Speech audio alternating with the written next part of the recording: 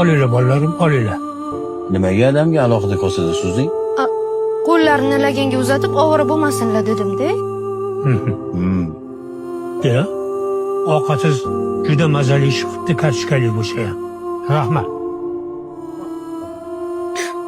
Hozir siz kartoshkali manti yedingizmi shunda? Ha, bolam, juda mazali bo'libdi-da. Nima? Sen hozir o'zimizga go'shtli, yog'li manti suzib, adamga alohida kartoshkali suzdingmi? Bolalarniki bilan adashtirib yuboribman shekilli adasi. Ada, shu keliningizni bitta duo qiling. Ilohim. O'zidan battar kelin uchrasin.